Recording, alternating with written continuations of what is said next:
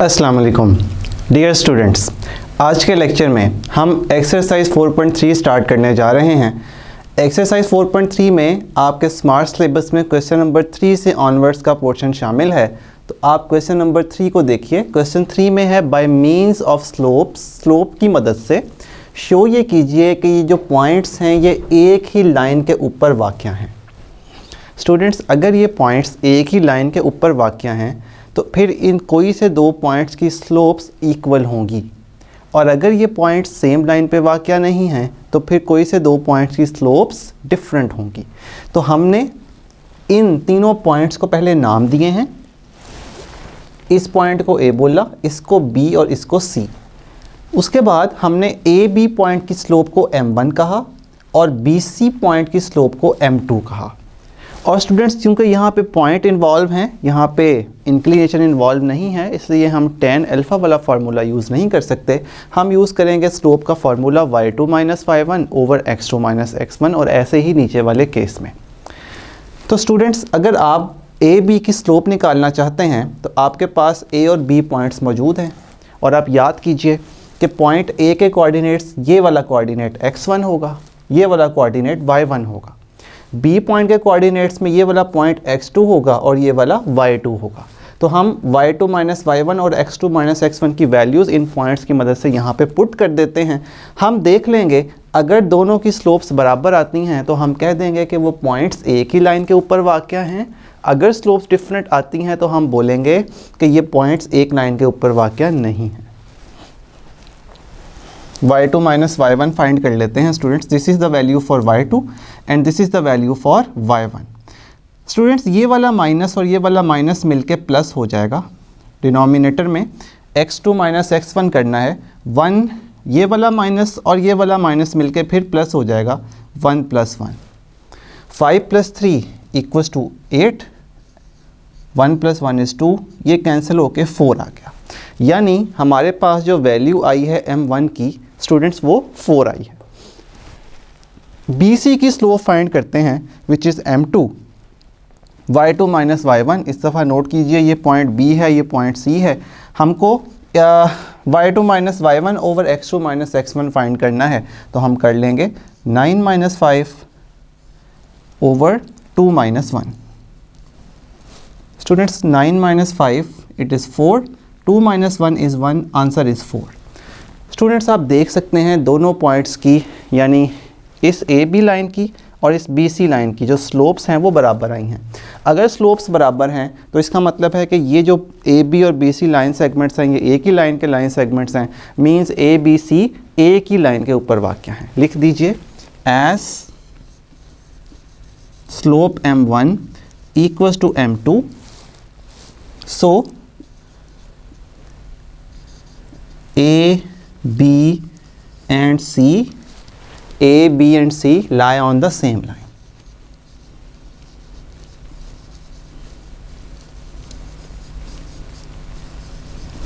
Students, यहाँ पे question number 3 part number 1 का सॉल्यूशन एंड हुआ।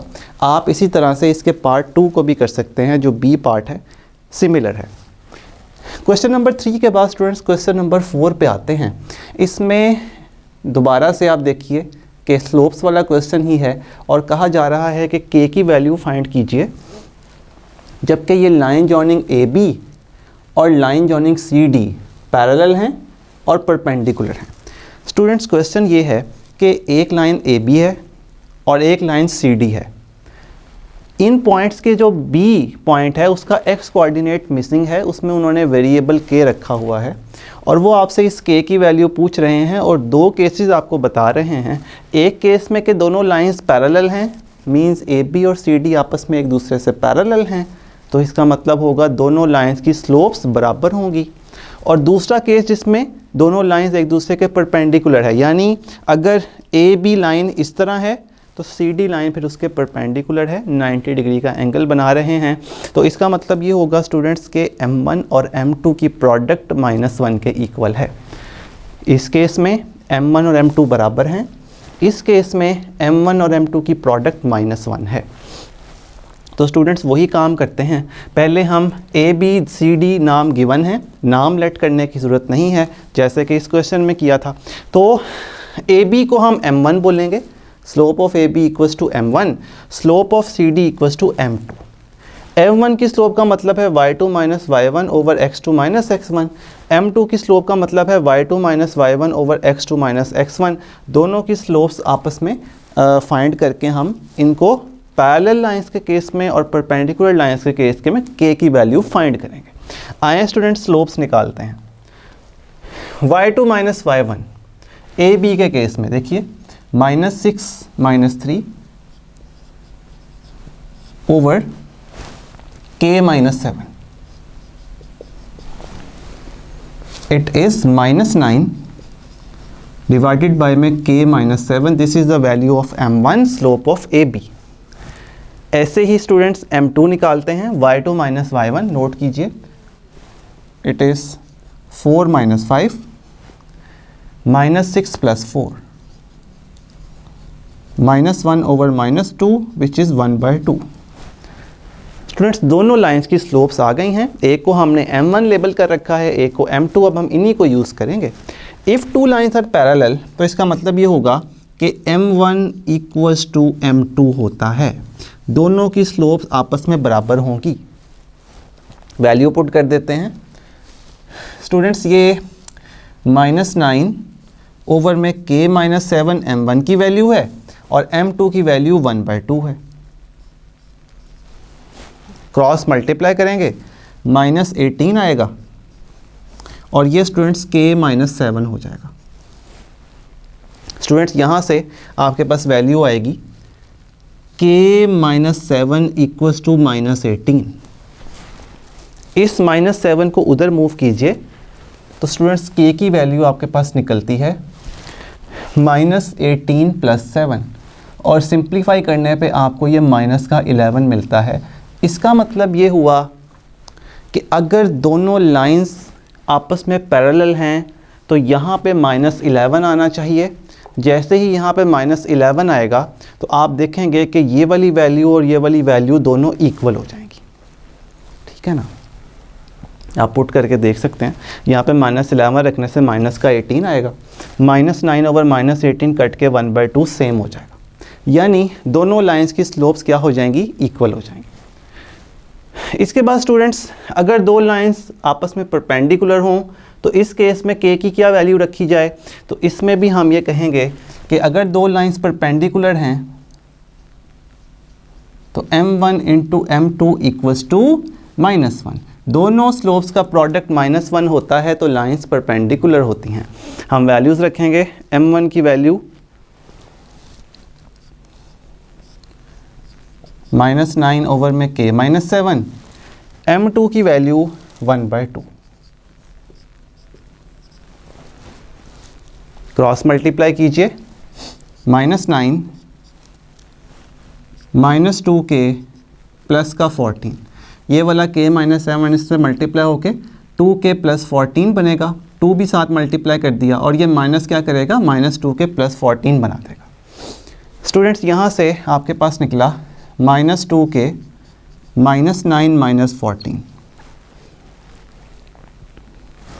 आपने ये -14 प्लस का इस साइड पे लेकर आकर माइनस कर दिया। स्टूडेंट्स यहाँ से -2k इक्वल्स टू माइनस का 23 आया, 9 और 14 मिलकर 23 और दोनों चूंकि नेगेटिव हैं तो माइनस का 23 हो जाएगा। स्टूडेंट्स ये माइनस माइनस कटेगा और k की वैल्यू 23/2 आ जाएगी। इसका मतलब ये हुआ स्टूडेंट्स अगर दो लाइंस परपेंडिकुलर हों तो जो k की वैल्यू निकलेगी वो 23/2 फाइंड आउट होगी। तो यहाँ पे स्टूडेंट्स हमने क्वेश्चन नंबर 3 और क्वेश्चन नंबर 4 का सलूशन कंप्लीट कर लिया। आइए अब हम क्वेश्चन नंबर 6 पे चलते हैं। जी स्टूडेंट्स, तो देखते हैं हम एक्सरसाइज 4.3 का क्वेश्चन नंबर 6।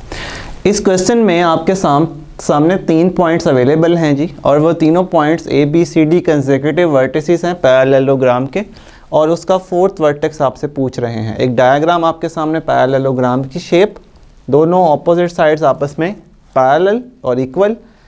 मैंने इसको कंसेक्यूटिव रखा है जैसे कि क्वेश्चन में कहा गया है। Point A vertex A 7,-1, B -2,2, C 1,4 और डी को मैंने फोर्थ वर्टेक्स लेट किया है ए, बी। स्टूडेंट्स ये पैरेललोग्राम आप जानते हैं इसकी प्रॉपर्टी क्या है कि ऑपोजिट साइड्स आपस में पैरेलल और इक्वल होती हैं। ए बी और सी डी आपस में पैरेलल हैं। स्टूडेंट्स अगर ये पैरेलल हैं तो इसका मतलब है कि इनकी स्लोप्स आपस में बराबर होंगी। तो इसका मतलब है कि ए बी की स्लोप सी डी की स्लोप के बराबर होगी और बी सी की स्लोप ए डी की स्लोप के बराबर होगी। तो हम सबसे पहले चारों स्लोप्स फाइंड करते हैं। ए बी की स्लोप को मैंने m1 लेबल किया हुआ है और ए बी की स्लोप हमारे पास आएगी यहाँ से y2 - y1, ये वाला माइनस और ये वाला फार्मूले का माइनस मिलके 2 + 1 हो जाएगा, x2 - x1 -2 -7। स्टूडेंट्स ये आ जाएगा आपके पास 3 में -9 -1/3। This is the value for m1 slope of A B. Slope of B C निकालते हैं, m2 उसका नाम है, बी सी के लिए ये वाला फार्मूला यूज़ किया जाएगा इन वाले कोऑर्डिनेट्स को। तो ये स्टूडेंट्स हो जाएगा 4 - 2 ओवर 1 + 2, 2 में 3। This is the value for m2। Slope m2 हमारे पास 2/3 आ गई। सी डी की स्लोप निकालने के लिए स्टूडेंट्स आप सी और डी को यूज़ करेंगे। y2 - y1 देखिए 4 - b over x2 - x1 1 - a। This is the value for slope m3। It is slope of C D. हमारे पास m1 m2 m3 आ चुके हैं। अब हम स्लोप ऑफ डी ए निकाल लेते हैं स्टूडेंट्स। It is m4। ये m4 के नाम से रखी गई है। तो आप देखें जब आप माइनस करेंगे y2 - y1 तो आपके पास आएगा -1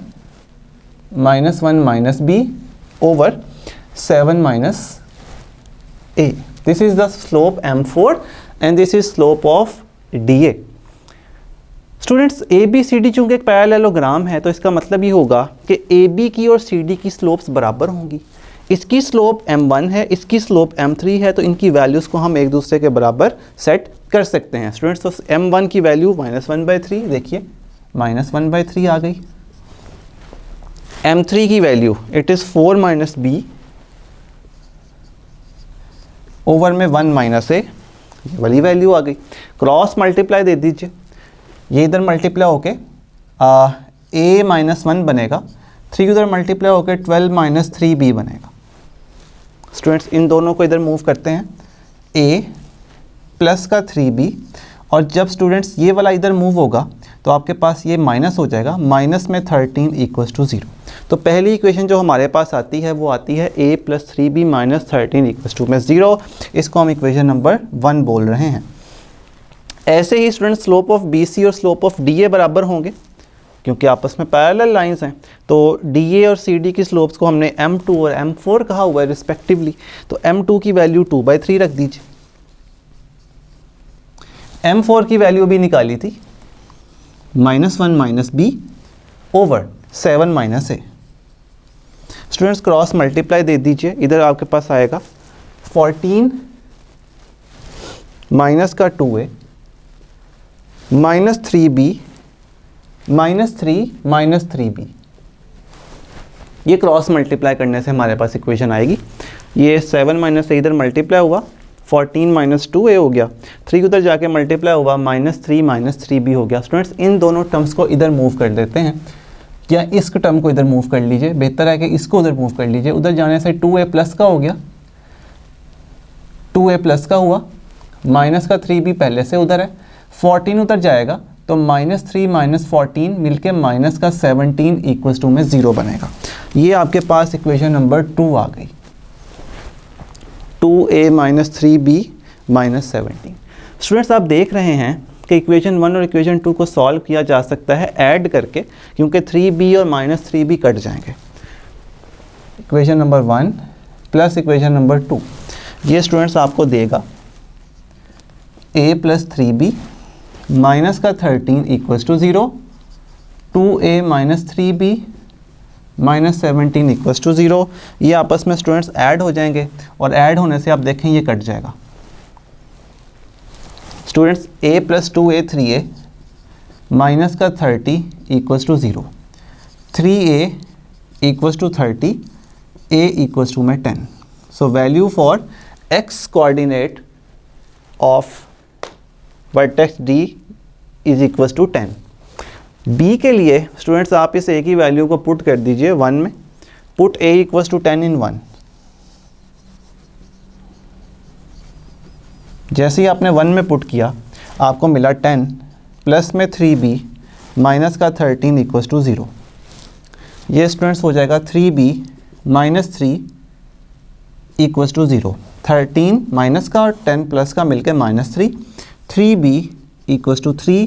यहाँ से स्टूडेंट्स B की वैल्यू आपको 1 मिल जाएगी। सो फोर्थ वर्टेक्स D इज 10,1। और स्टूडेंट्स यही इस क्वेश्चन का आंसर होगा।